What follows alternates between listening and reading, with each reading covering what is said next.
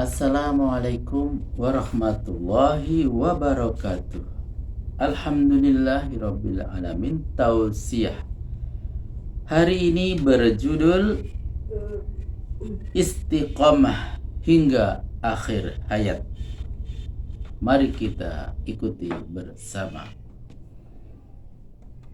Innal hamda lillah nahmaduhu wa nasta'inuhu wa nastaghfiruhu wa na'udzu billahi min syururi anfusina wa min sayyiati a'malina. May yahdillahu fala mudhillalah wa may yudlil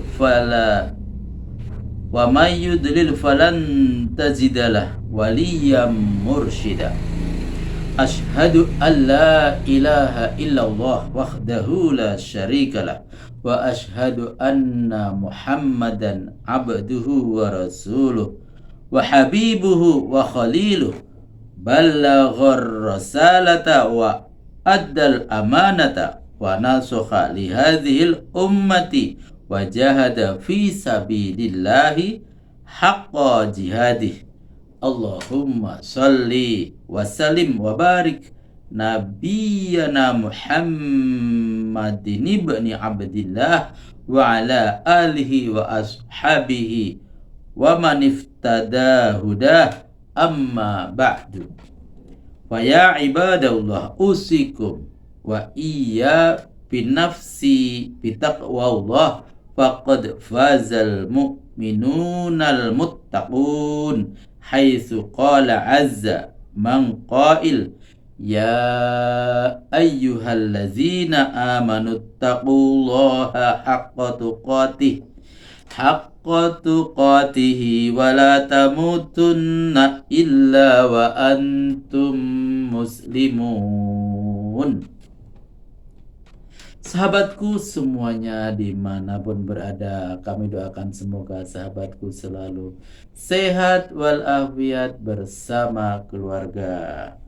Marilah kita bersyukur kehadirat Allah Subhanahu wa ta'ala atas segala nikmat karunia-Nya yang telah dikaruniakan kepada kita. Terlebih terkait nikmat iman dan Islam. Kedua nikmat inilah yang akan menyelamatkan manusia dari kehinaan di dunia dan akan memasukkannya ke dalam golongan yang selamat di akhirat kelak. Semoga kita termasuk ke dalam golongan hamba-hamba Allah yang bersyukur. Salawat dan salam semoga tercurahkan kepada Nabi Muhammad sallallahu alaihi wasallam, juga kepada keluarga, sahabat tabi'in, tabi'ut tabi'in, serta kepada umatnya yang mengikuti sunnah-sunnah beliau hingga akhir zaman kelak.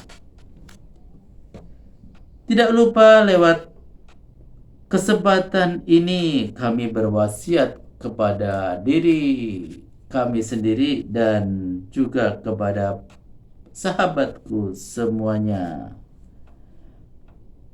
Marilah kita tingkatkan ketakwaan kita kepada Allah Subhanahu wa ta'ala dengan sebenar-benarnya takwa, karena tidak ada bekal yang lebih baik yang akan kita bawa ke akhirat bagi seorang hamba melainkan bekal takwa. Wa tazawwadu fa inna khairaz zati taqwa, dan berbekallah kalian karena sebaik-baik bekal adalah takwa.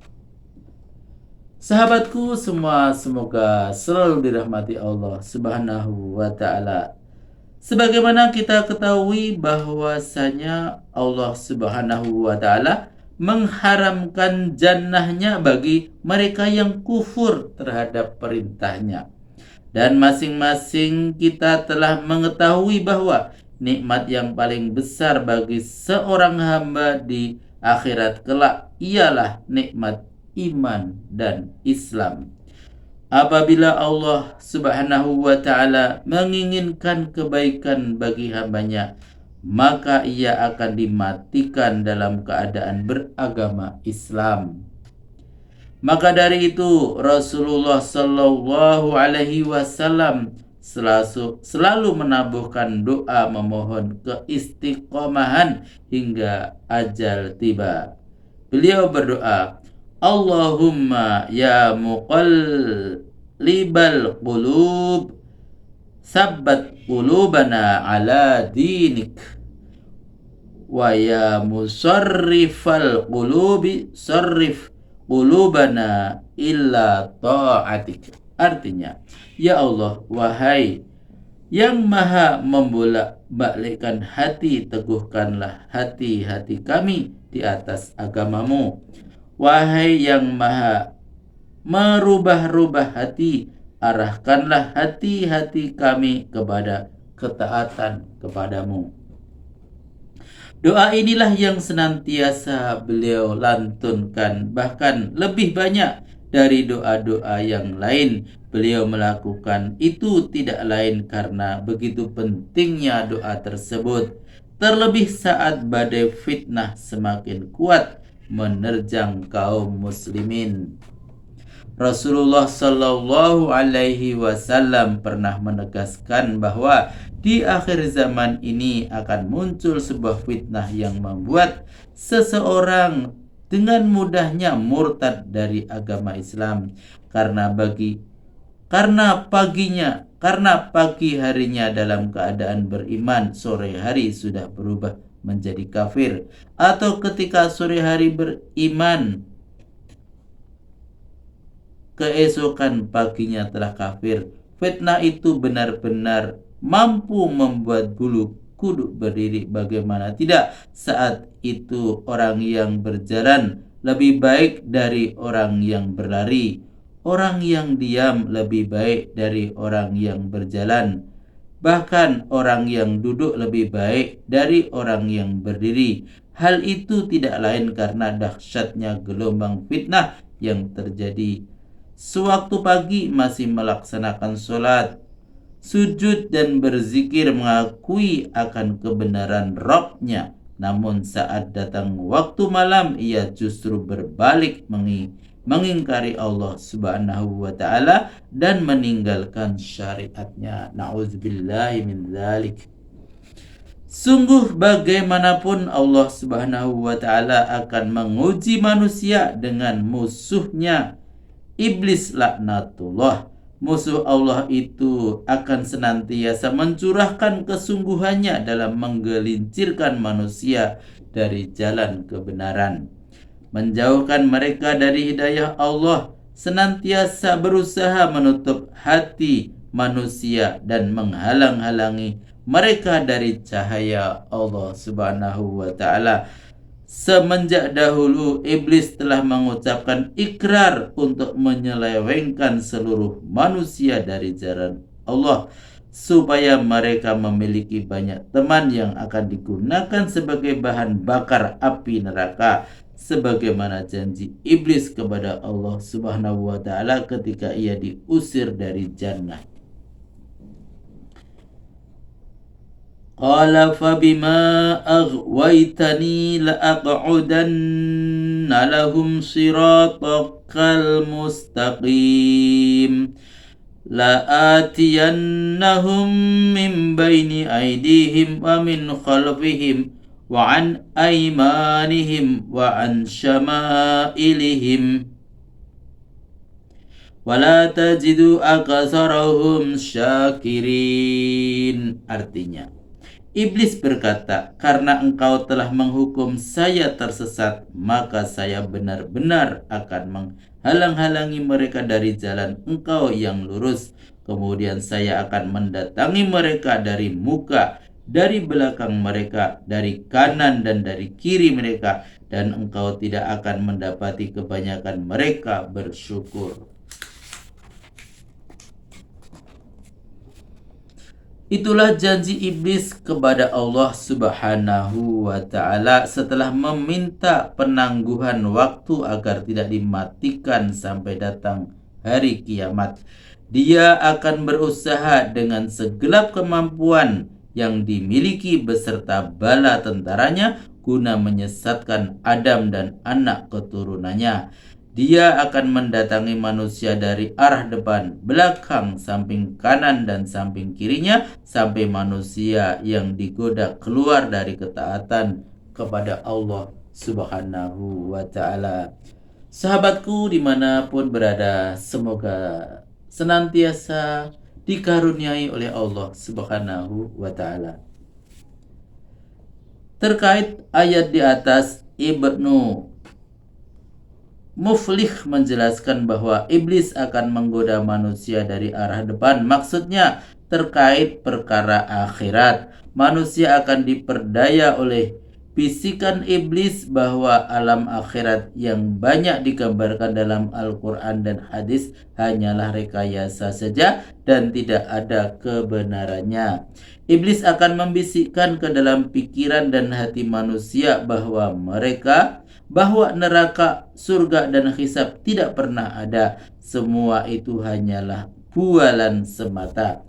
Sehingga manusia tidak perlu takut untuk melakukan perkara-perkara yang menyimpang dari jalan Allah Subhanahu wa Ta'ala. Dengan adanya bisikan ini, banyak manusia yang ragu akan adanya hari pembalasan setiap amal manusia di akhirat kelak. Iblis juga akan menggoda manusia dari arah belakang. Artinya adalah akan membuat manusia menjadi khawatir akan masalah duniawi, sehingga mereka akan mendustakan semua kebesaran Allah Subhanahu wa Ta'ala. Manusia yang terbujuk dengan bisikan setan ini maka akan mengutamakan kehidupan duniawi dan mengesampingkan kehidupan akhirat atau mengesampingkan keimanan kepada Allah Subhanahu wa Ta'ala. Bahkan jika hal itu terus berlanjut, maka mereka dapat berpaling dan tidak meyakini akan adanya Allah Subhanahu wa Ta'ala. Manusia akan berpikir bahwa mereka akan memiliki kehidupan abadi di dunia, sehingga mereka menimbun harta sebanyak-banyaknya dengan cara apapun. Selain kedua arah itu, golongan iblis juga akan menggoda dari arah kiri dan kanan. Dari arah kiri, setan akan membisikkan dan menggoda manusia agar selalu berbuat dosa dan maksiat tanpa merasa bersalah, bahkan menjadi kebiasaan yang tidak sempat ditinggalkan.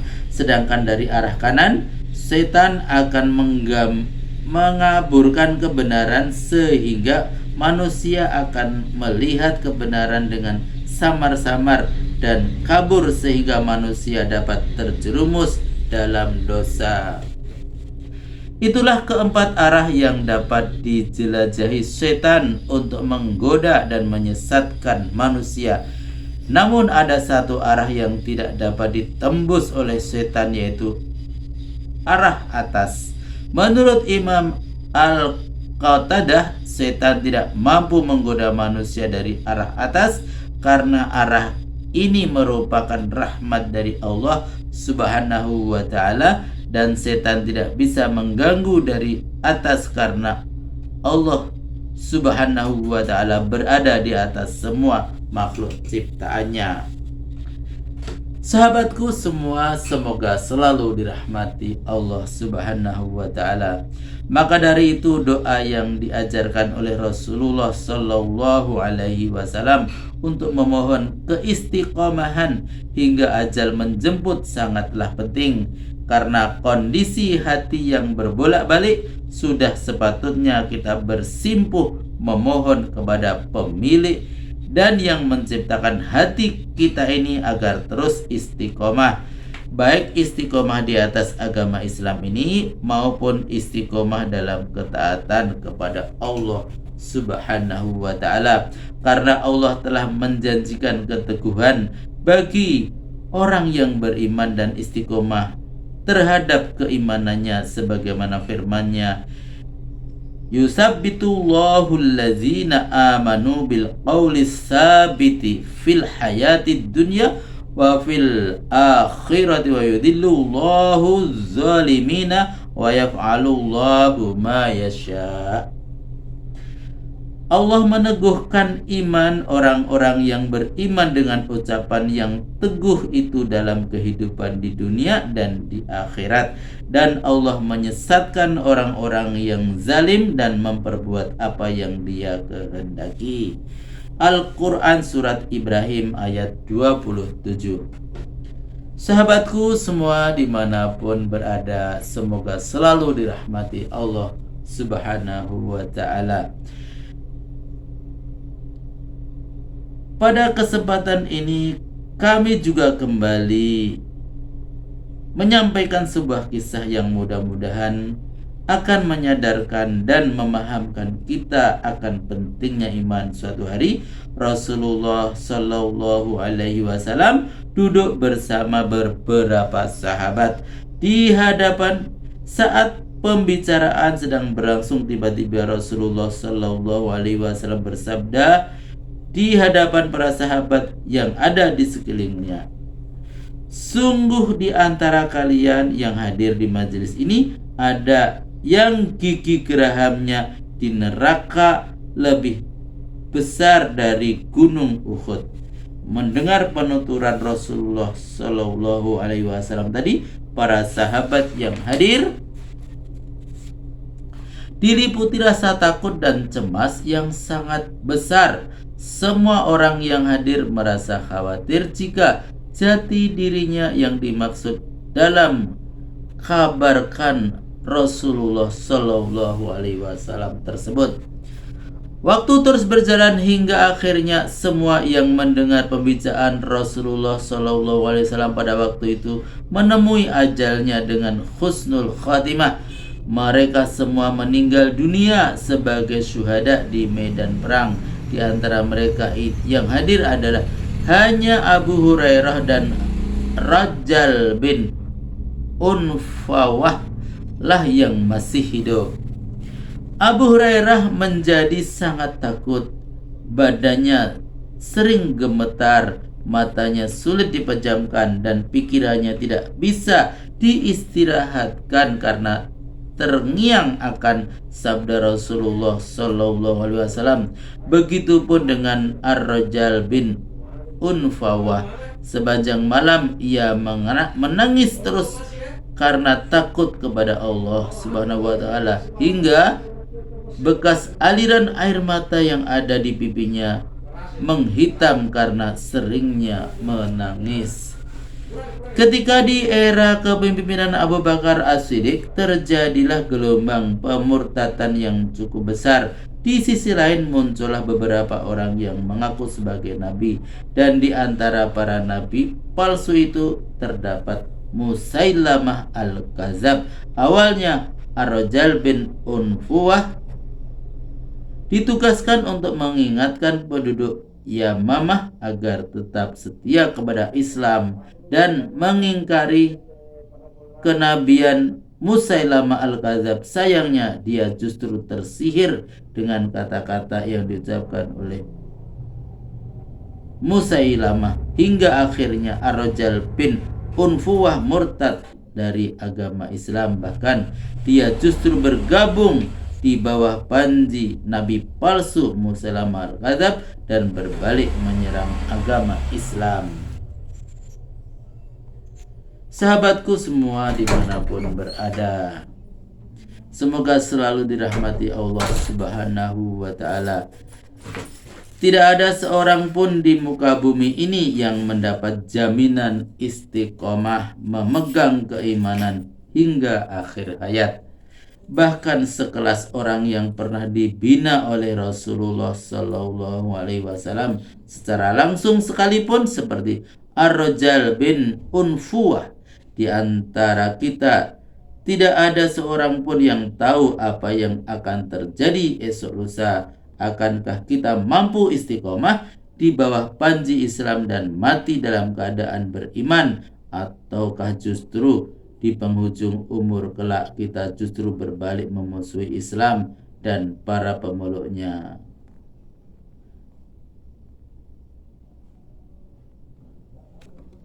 Alhamdulillahirrabbilalamin, telah kami sampaikan tausiah pada hari ini, semoga bermanfaat ya. Sampai jumpa pada video tausiah berikutnya. Billahi taufik wal hidayah. Wassalamualaikum warahmatullahi wabarakatuh.